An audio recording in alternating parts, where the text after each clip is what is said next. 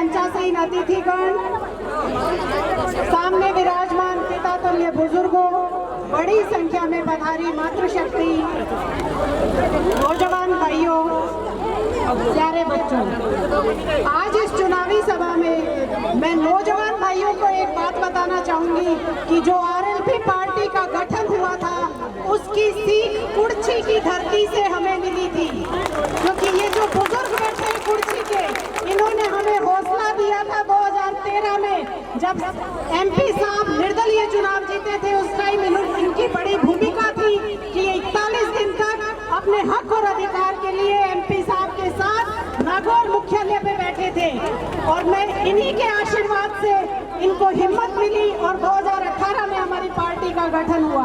तो आरएलपी की पार्टी आप सबकी पार्टी है, लेकिन हमारी पार्टी ने हमेशा जो ईमानदारी छवि बनाई है, ईमानदार की छवि बनाई है, उस वजह से हमारे खींवसर का नाम पूरे देश और प्रदेश में हुआ है। आप लोगों को इतना ही बताना चाहूंगी कि आरएलपी पार्टी इतनी मजबूत है कि आज सरकारों के मंत्री आपके घर घर पे आ रहे हैं। आज उनको ये चिंता नहीं है कि हम 6 सीट हार जाएंगे, उनको ये चिंता है कि कहीं खींवसर का किसान नहीं जीत जाए, कहीं खींवसर का जवान नहीं जीत जाए।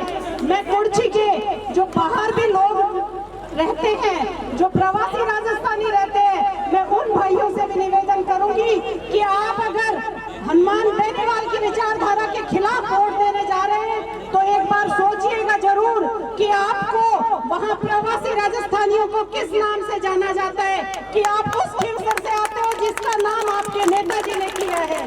हाँ, उसके अंदर आप लोगों का सबका सहयोग है, लेकिन वहां जब भी आपको जरूरत पड़ती है, देश प्रदेश के बाहर, देश में कहीं भी अगर आपको आवश्यकता पड़ती है तो आपका काम एक टेलीफोन से बेनीवाल जी करवा सकते हैं, दूसरी पार्टियां नहीं करवा सकती। और मैं आज रास्ते में हम यही बात करते हुए आ रहे थे कि यहाँ किस चीज की कमी है। विकास के सारे कार्य हो चुके हैं, विकास के नाम पे ना बीजेपी वोट मांगेगी और ना कांग्रेस मांगेगी, क्योंकि खींवसर में जितना विकास हुआ है आसपास कहीं भी नहीं हुआ, पूरे प्रदेश में नहीं हुआ। खींवसर के अंदर विकास की बात करेंगे तो सड़क हर गांव ढाणी तक पहुंची हुई है, लाइट हर गांव ढाणी तक पहुंची हुई है। और रही बात अब तो पानी, शिकायत क्या आती है, पानी भी यहाँ भरपूर है, लेकिन शिकायत क्या आती है कि साहब हमको ट्रांसफार्मर ले गया, तो वो क्या करते हैं, साहब कहते हैं कि भाई आओ और पाछो ले जाओ। लेकिन बीजेपी वाले क्या करेंगे, कल को आपके ट्रांसफार्मर लेके जाएंगे। अगर भूलवश आपने जिता दिया तो बीजेपी वाले क्या कहेंगे कि सरकार है, चोरी क्यों करते हो। ये ठप्पा आप लोगों के ऊपर आज तक लगाते आए हैं, चाहे बीजेपी के किसी भी नेता को उठा के देख लो, अपने भाई जी भी यही ठप्पा लगा रही है कि किसान चोर है खींवसर का। क्यों भाई, हम अपना पेट नहीं पाल सकते? लेकिन आपको उनको मुंह तोड़ जवाब देना होगा। जो पहले खींवसर की जनता ने 55,000 की लीड एमपी साहब को दी थी, वो जवाब देने का मौका अब आया है। मैं कुर्सी निवासियों से सबसे निवेदन करूंगी कि 36 कौम के लोग एक हो जाइए और आरएलपी को इतना समर्थन दीजिए कि यहाँ पार्टियां आने से घबराने लग जाए।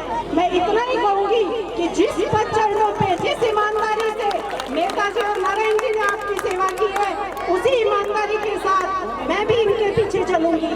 मैं आप जो सुझाव देंगे हमें, हमारी पार्टी की आला कमान यहाँ सामने बैठी जनता है। बीजेपी की आला कमान कभी दिल्ली से पर्ची मांगेगी और कभी जयपुर से मांगेगी, लेकिन हम लोगों को जो काम करना होगा वो आप बताएंगे और हम करेंगे। जहाँ आपको जरूरत पड़ेगी वहाँ हम आपके बीच खड़े रहेंगे।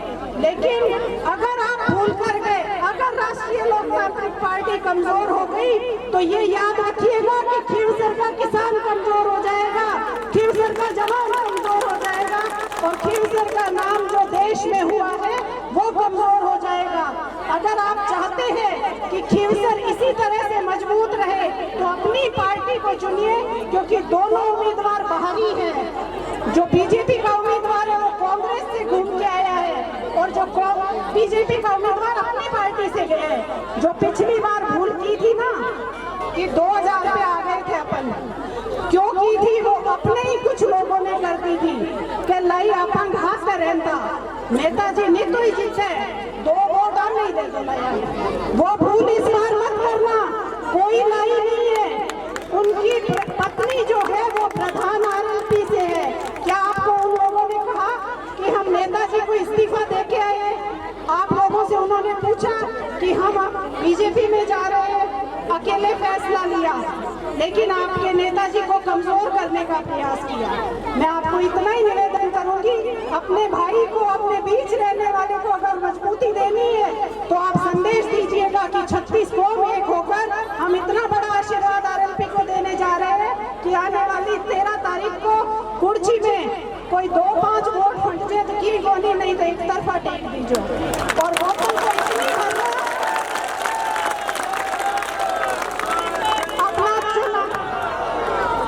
अपना चुनाव चिन्ह बोतल और 1 नंबर पे है और 1 नंबर पे ही रहेगी। धन्यवाद सर।